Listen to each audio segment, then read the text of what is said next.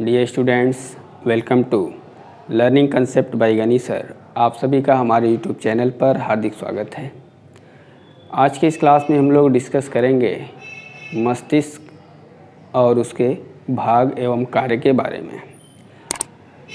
मस्तिष्क मानव शरीर का सबसे मुख्य समन्वयकारी अंग होता है, जहाँ से शरीर में होने वाली समस्त प्रकार की क्रियाओं का समन्वयन किया जाता है। मानव में जो मस्तिष्क होता है वो अत्यंत कोमल प्रकार का एक अंग होता है, जिसके चारों तरफ एक झिल्लीनुमा संरचना पाई जाती है। उस झिल्लीनुमा संरचना को हम मेनिंजेस कहते हैं। और मेनिंजेस जो होता है, जब इसमें इन्फेक्शन हो जाता है तो शरीर में तेज़ी के साथ बुखार और पीड़ा का आभास होता है, जिस दशा को हम मेनिंगाइटिस के नाम से जानते हैं। मानव मस्तिष्क का जो वज़न होता है, स्त्रियों में वो 1350 ग्राम, पुरुषों में 1450 ग्राम तक होता है। जो संवेदनाएं होती हैं या जो सूचनाएं होती हैं या जो ध्वनि संवेदनाएं होती हैं, वो हमारे मस्तिष्क में लगभग 0.15 सेकेंड तक बनी रहती हैं। आइए देखा जाए कि जो मानव मस्तिष्क है उसके कितने भाग होते हैं। मानव मस्तिष्क या ह्यूमन ब्रेन जो है, इसके मुख्य रूप से 3 भाग होते हैं। एक को कहा जाता है अग्र मस्तिष्क, फोर ब्रेन। दूसरे को कहा जाता है मध्य मस्तिष्क, मिड ब्रेन। तीसरे को कहा जाता है पश्च मस्तिष्क, हिंड ब्रेन। अग्र मस्तिष्क के अंतर्गत 4 पार्ट होते हैं। पहला है ओल्फैक्टरी लोब, दूसरा है सेरेब्रम, तीसरा है हाइपोथैलेमस, चौथा है थैलेमस। पहले हम इसको जानेंगे कि ओल्फैक्टरी लोब क्या होता है। ओल्फैक्टरी लोब जो होता है, यह सूंघने से संबंधित होता है।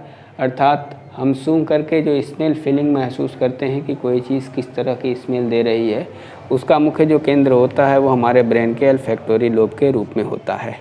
दूसरा जो पार्ट है इसका है वो सेरेब्रम। ये मस्तिष्क का सबसे बड़ा भाग होता है। मस्तिष्क का सबसे बड़ा भाग का मतलब ये है कि पूरे मस्तिष्क का लगभग 80% भाग सेरेब्रम का ही बना होता है।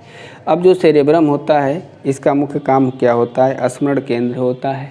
किसी चीज़ पे एनालिसिस करना, सोचना समझना, तर्क करना, थॉट्स, थिंकिंग, स्पीच देना और किसी चीज़ के बारे में इमेजिनेशंस करना, ये तमाम क्रियाओं का संचालन जो होता है वो आपके सेरेब्रम वाले पार्ट से होता है। अगला है हाइपोथैलेमस।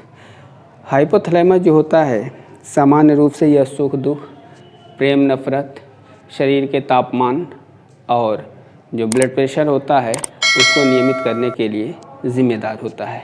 इसी क्रम में हमारा जो आखिरी पार्ट है थैलेमस, मुख्य रूप से ये दर्द, गर्म ठंडा, नींद का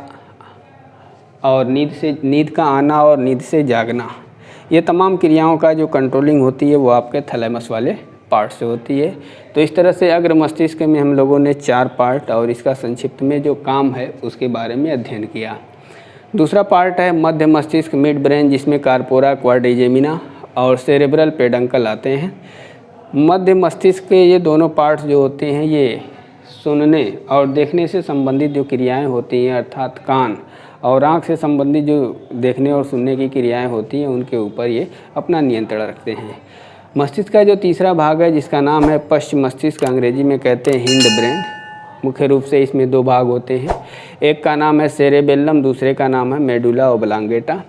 तो जो सेरेबेलम होता है, मुख्य रूप से ये शारीरिक संतुलन के लिए जिम्मेदार होता है। अर्थात शरीर का संतुलन मस्तिष्क के जिस भाग से होता है वो आपका सेरेबेलम होता है, और सेरेबेलम जो है वो आपके पश्च मस्तिष्क का एक भाग होता है। दूसरा भाग होता है मेडुला ओब्लांगेटा। सामान्य रूप से जो अनैच्छिक क्रियाएँ होती हैं, जैसे कि श्वसन, उपापचय, भोजन का निगलना, हार्ट बीट, खांसना और छींकना, इन तमाम क्रियाओं का नियंत्रण जिस पार्ट से होता है उसको नाम दिया जाता है मेडुला ओब्लांगेटा। तो इस तरह से हम लोगों ने मानव मस्तिष्क के 3 भाग, अग्र मस्तिष्क, फोर ब्रेन, मध्य मस्तिष्क, मिड ब्रेन, पश्च मस्तिष्क और हिंड ब्रेन के बारे में संक्षिप्त अध्ययन किया। इसके बाद हम लोग इस बात पे चर्चा करेंगे कि जो ब्रेन का फंक्शंस मुख्य रूप से क्या है।